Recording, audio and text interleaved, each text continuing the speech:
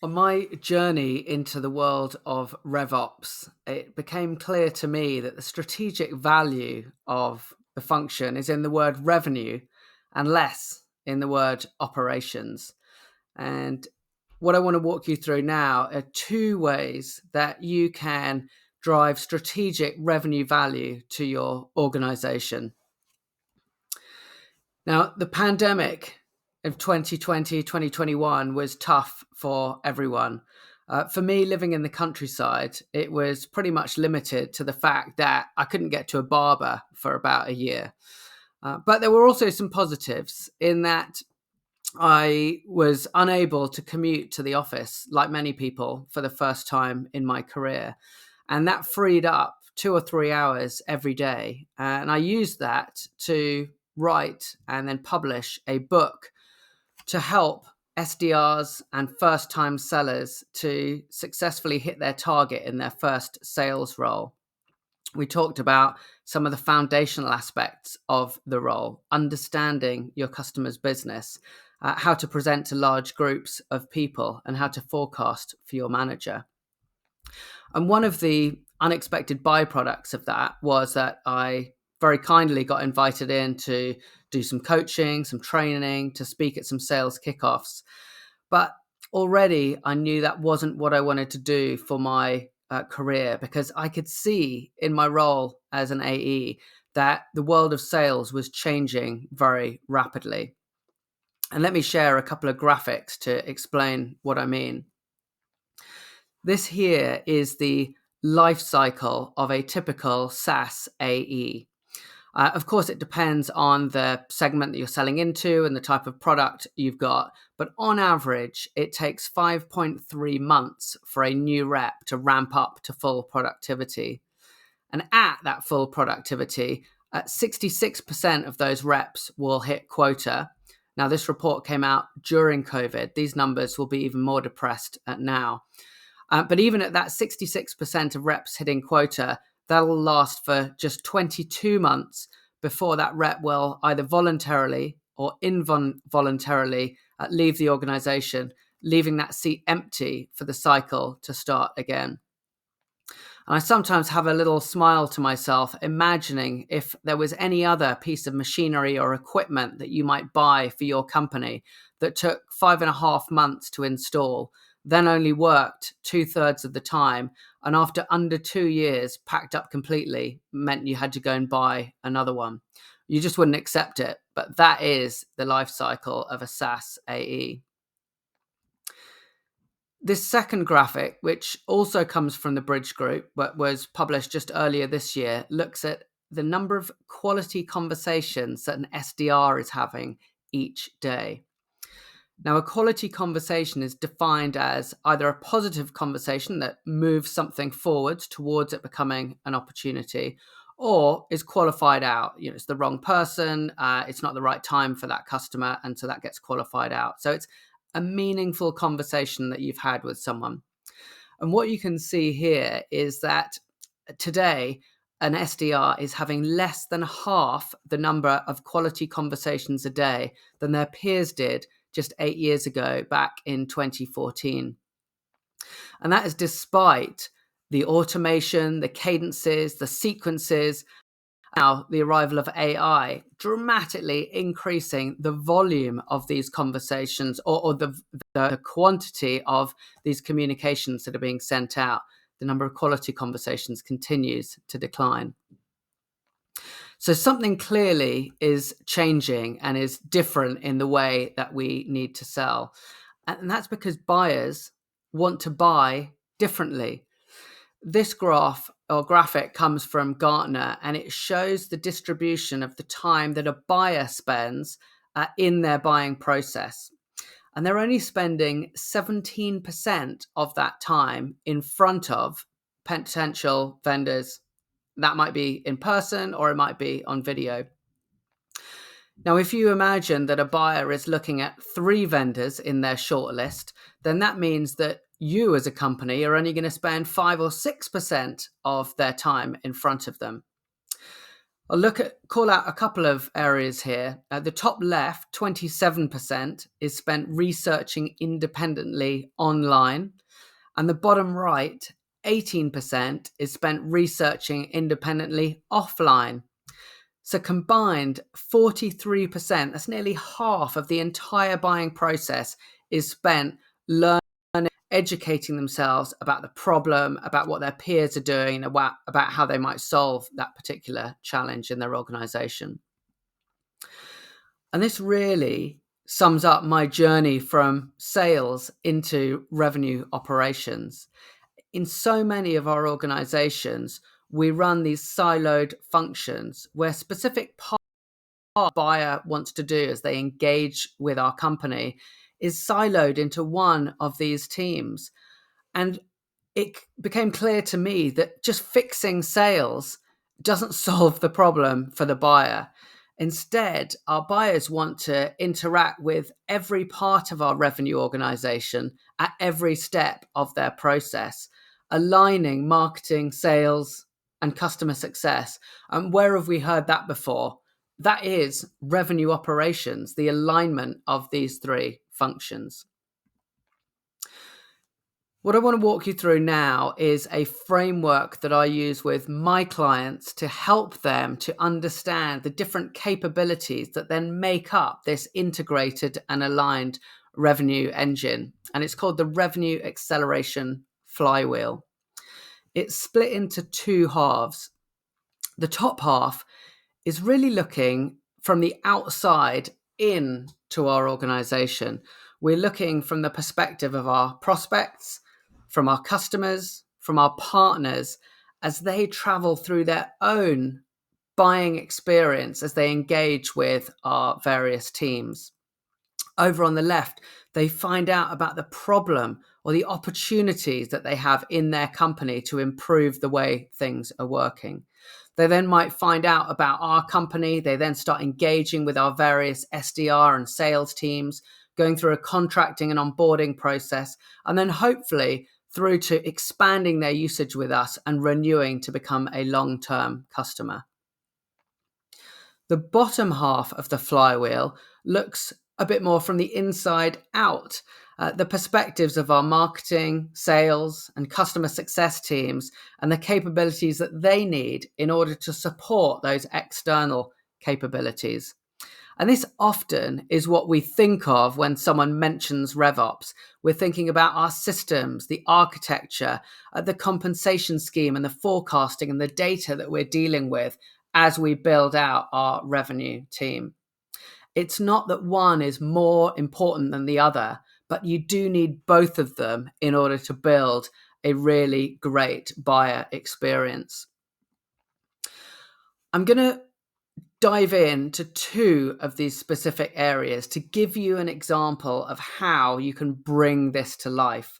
And I'm going to start off with the left-hand side of the external part of the flywheel with an area called the dark funnel.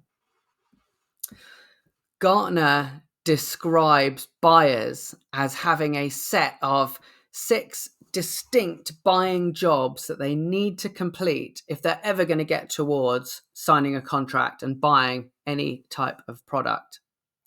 Now, it's not that these things have to happen in series, one after the other, and indeed many of them will happen in parallel or in different orders, but nothing happens until you can complete the top left-hand box to identify a problem or indeed an opportunity to solve a problem in your organization. And so let's think a bit about how do buyers understand and research and come to the conclusion that they have a problem in their organization.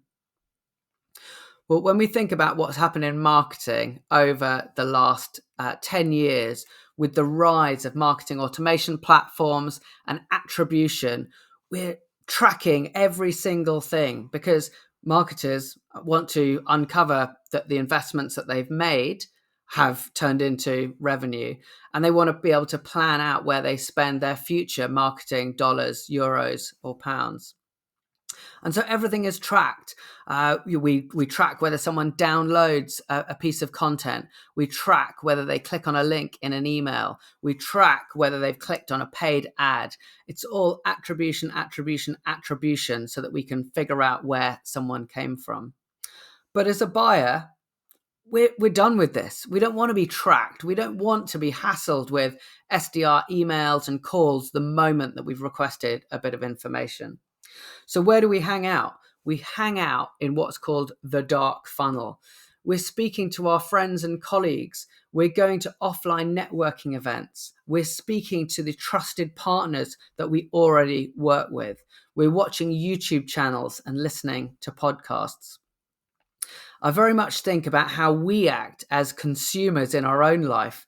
And if you imagine that you wanted to buy a new car, you would speak to a friend, you might watch an episode of Top Gear, you'll read Auto Trader magazine, and you'll get yourself to a position where you pretty much know the type of car you want, the color, the engine type, and how much you should be prepared to pay before you then go and turn up at that dealership when you are as educated as the rep in that dealership. And it's exactly the same in business. So what I encourage you to do is to firstly go back to and refine who are the people, the personas that are in your customers' buying group. Yes, there will be your main users, maybe an admin, you might call it a champion. And yes, there might be an executive sponsor, the person that's going to be the main owner of that team that's going to use that product.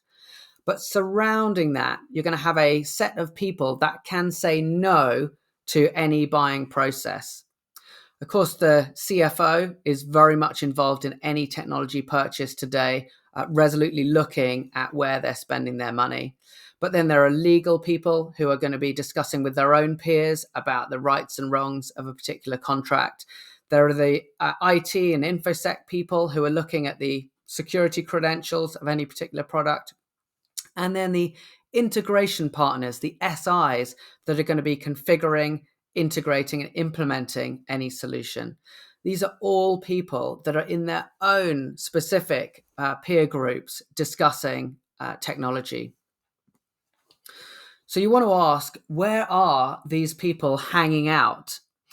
One of the most common ones today are these niche Slack communities that are based around a specific role. It might be the CHRO, it might be the CFO, it might be the CIO. This is a great example from a RevOps specific community where there is a channel called Tools and Software. And this is a very typical question. Does anyone use digital sales rooms? If so, would you be so kind as to let me know which ones and provide some indicative prices that you pay? I've been tasked with getting some prices and I want to have this in my nice to have in case we want to bid for some budget.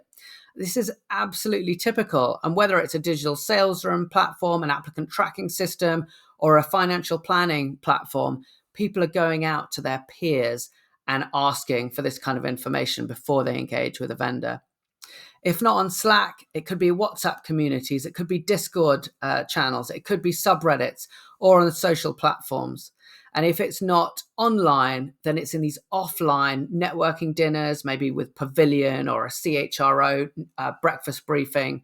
They're speaking to their integration and consulting partners or their ex-colleagues that now work in comparable businesses.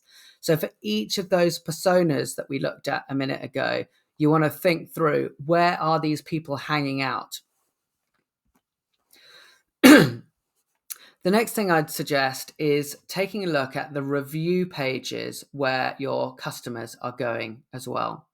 Now, this might not be for your main champion, your main admin, who is going and speaking to their colleagues and peers in these private networking groups.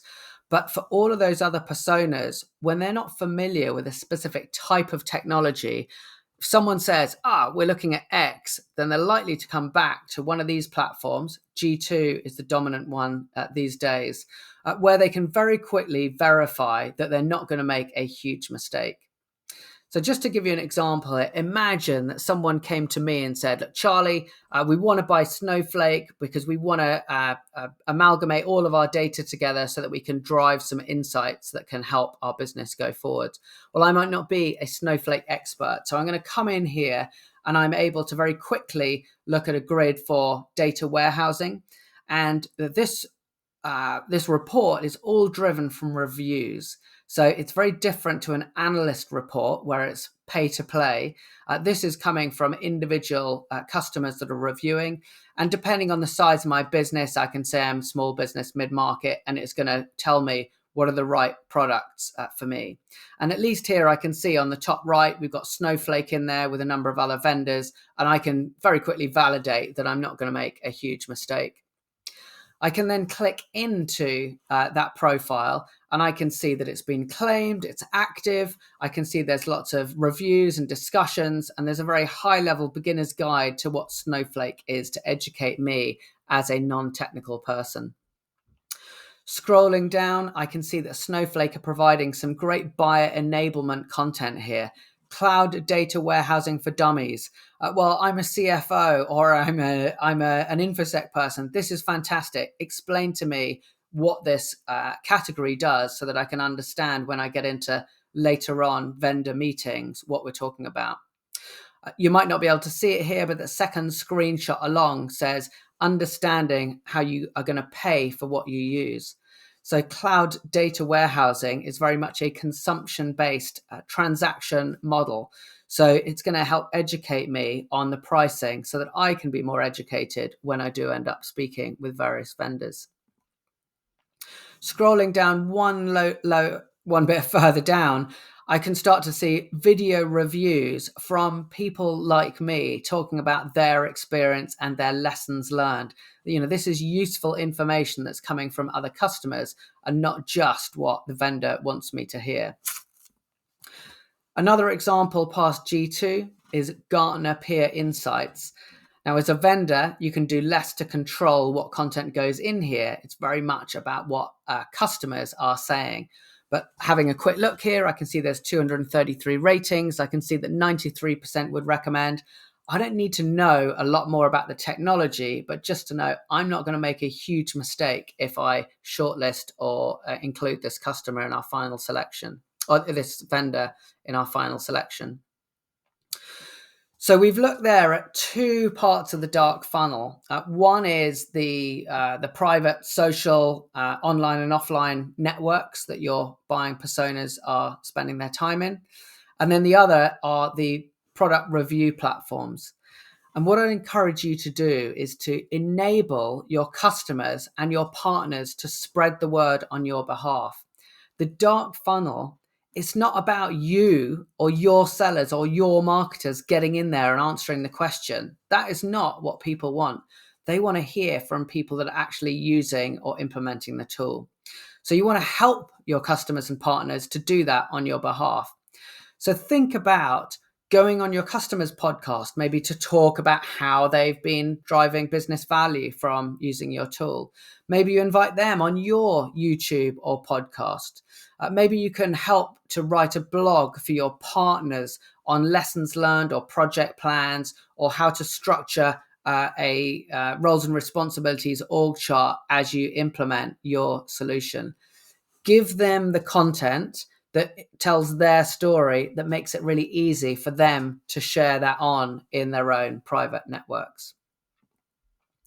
So you might think, Charlie, this all sounds like marketing. Why is this a revenue operations topic? Well, this is really the problem. In so many organizations dealing with product review platforms or dealing with private social networks, this is held within marketing. But that's not what customers, buyers want to hear in those social channels. What they want is information that comes from much later on in their buying process.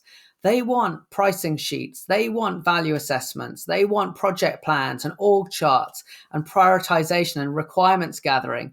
The kind of things that you would provide to your customers much later on in the process once they've signed a contract. But you want to bring that forwards And this is where revenue operations as a function can help unite and align those teams and help get that information into your buyers' hands.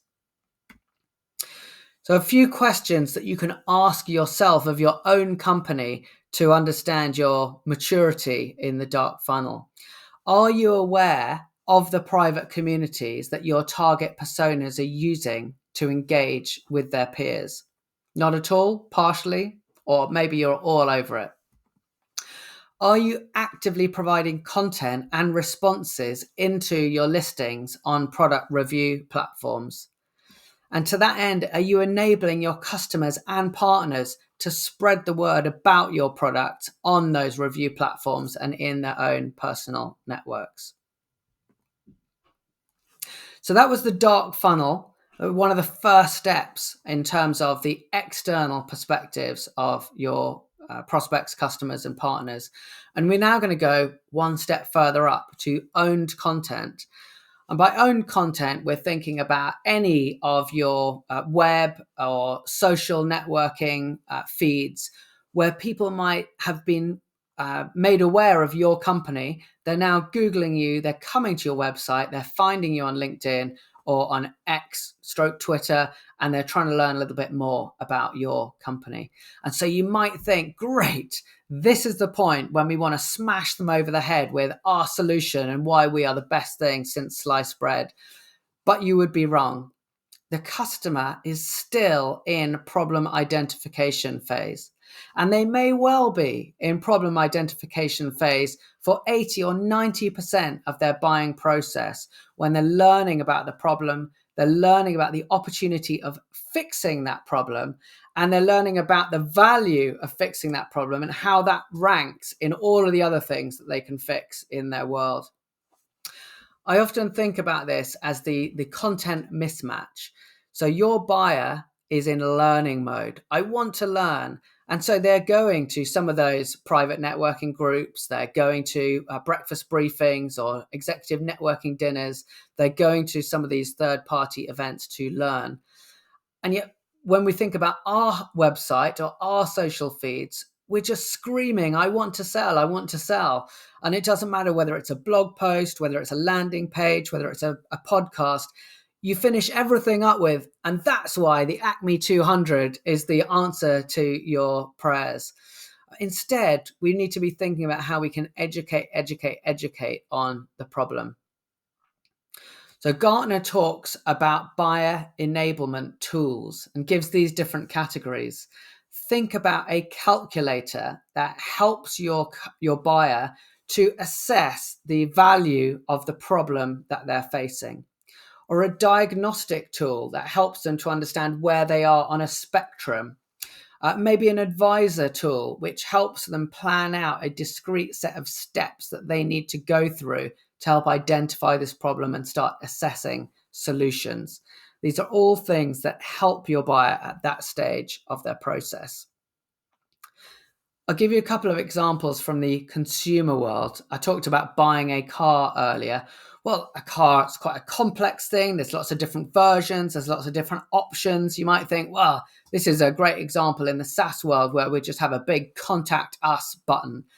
But no, they provide you with a build your Audi button where you can start to choose the model that you want, the engine that you want, the alloy wheels that you want, the color, the stereo. You can really configure this tool, and very quickly it's your car, and you can start to share that image with someone else in your family.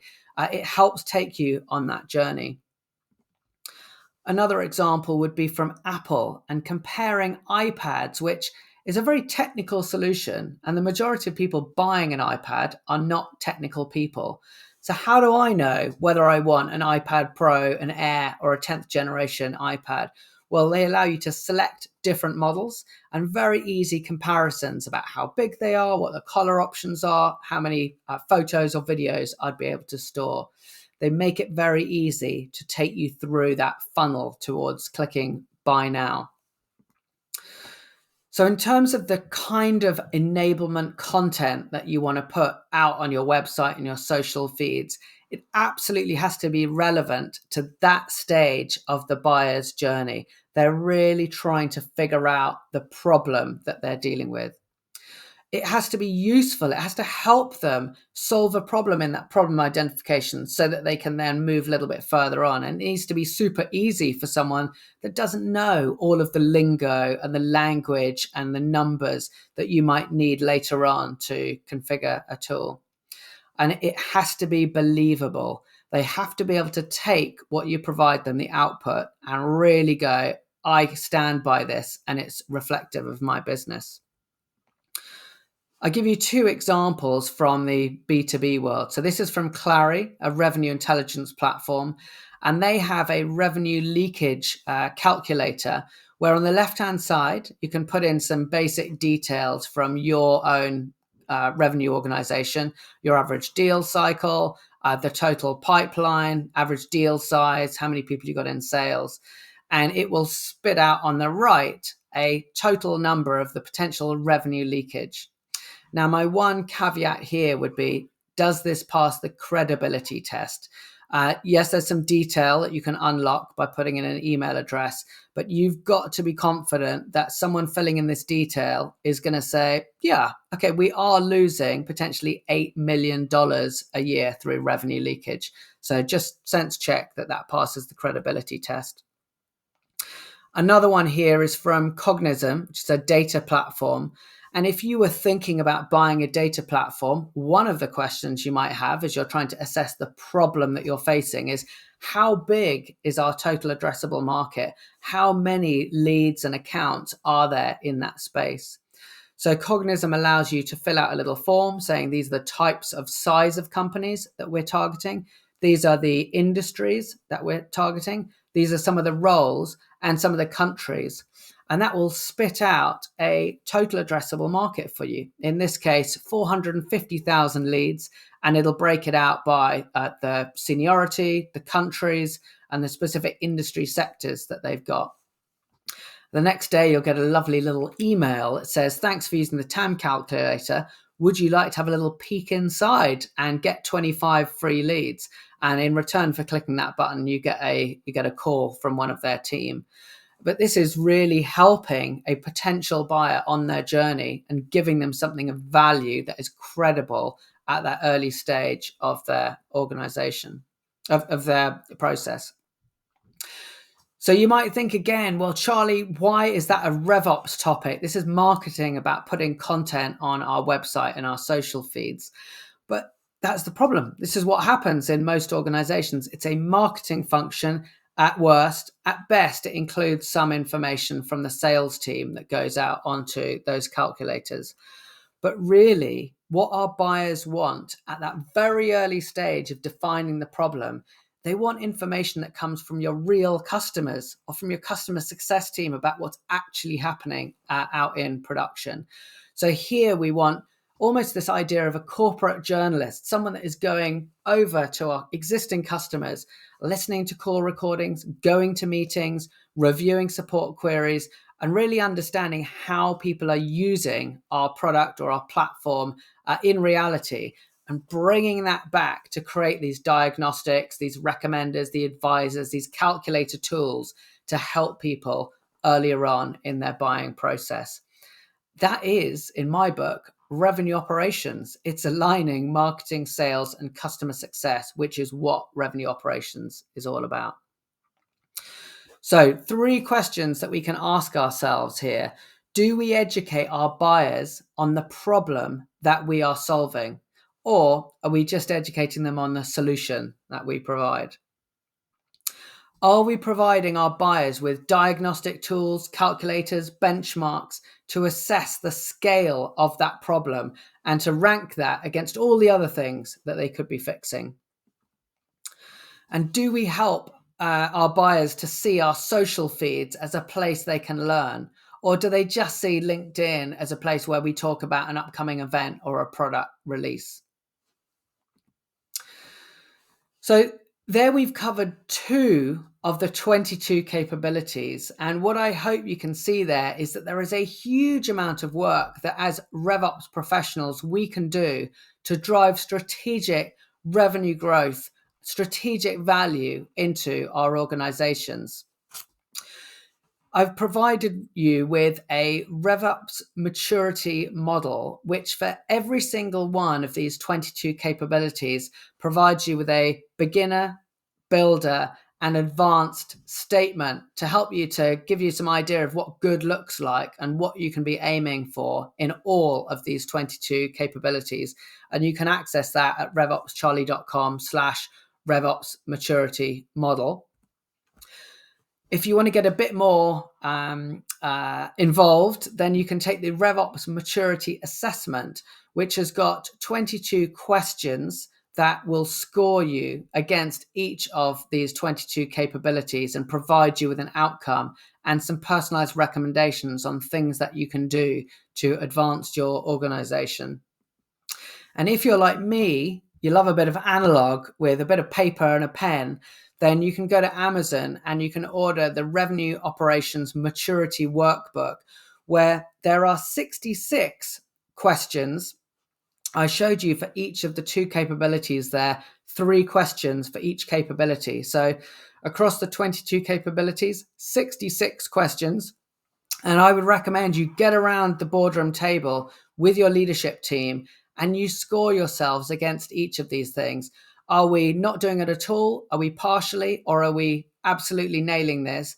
What are we doing today? And what are 3 things that we could do as a team to improve this capability? Do all of those 66, you're going to come away with a huge amount of activity that you can do over the coming weeks and months to improve your revenue engine. And for each one of those 22 capabilities, this is going to allow you to deliver these incremental compounding revenue gains as you go around and around and around that flywheel. And that is what makes revenue operations such a strategic function. We've been talking about revenue operations for half an hour, and at no point have we talked about spreadsheets, data, or systems. This is about improving your buyer's experience and helping to drive revenue into your business. So thank you. I hope that was helpful. Download some of those free assets or order the book. And I'm always here to answer any questions should you wish.